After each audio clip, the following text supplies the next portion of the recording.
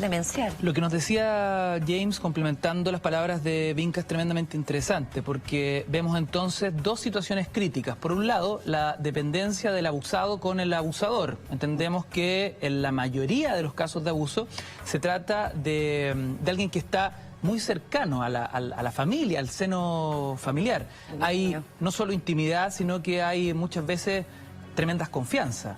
También dependencia de techo, económica, educacional, alimenticia, etcétera. Y por otro lado está el factor psicológico de una víctima que no entiende que es víctima. Y ahí donde uno queda más perplejo, ¿no? Una víctima que no entiende que es víctima.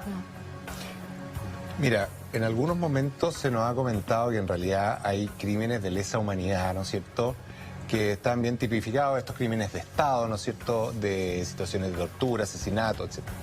Que sin duda son crímenes de lesa humanidad que nosotros suscribimos completamente.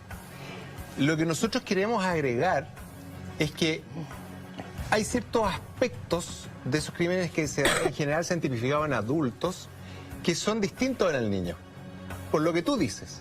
Porque el adulto tiene conciencia de que está defendiendo una causa, sabe que está en una situación de injusticia extrema, o sea que el otro tipo es el malo.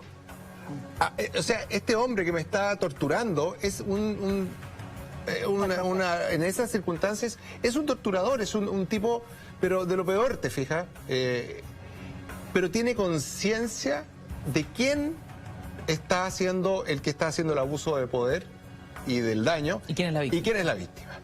En el niño, esa circunstancia es confusa. Sí. Y en general tú le agregas a la tortura, porque el abuso sexual es una tortura tan violenta, ¿no es cierto?, como las torturas descritas, ¿no es cierto?, por muchas personas que las vivieron. Ese niño, más encima, se siente culpable de ser el causante de esta atrocidad. Y ese niño no solo niño cuando tiene 4 años, 5 años, ¿no es cierto?, 6 años, 7 años, una niñita de 16, puede ser de 17. Puede ser de 18. De 19. 19 también. Entonces, ¿qué ocurre? Cuando se ha tipificado en algunas partes del mundo como delitos de lesa humanidad, es porque corresponde a que son delitos de lesa humanidad. Y en esas circunstancias también por esa vertiente, ¿no es cierto?, tienen derecho a ser imprescriptibles.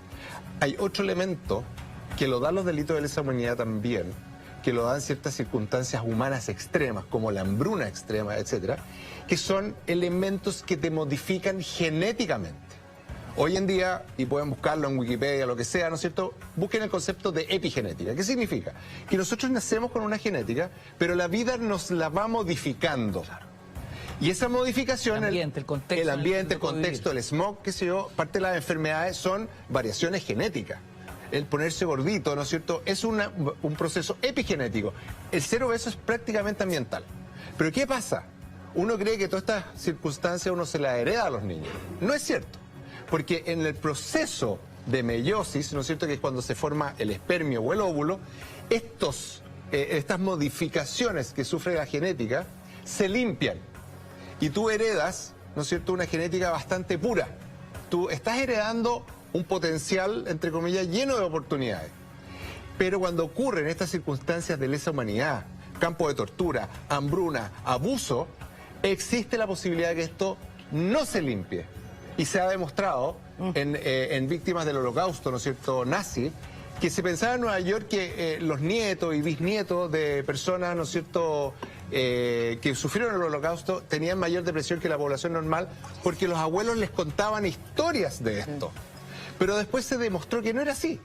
Era porque habían heredado ciertos aspectos genéticos que les generaban los síndromes depresivos. Y ahí se demostró cómo estos daños pueden ser transgeneracionales, cosa que tampoco, a mi sorpresa, tenían idea los señores abogados.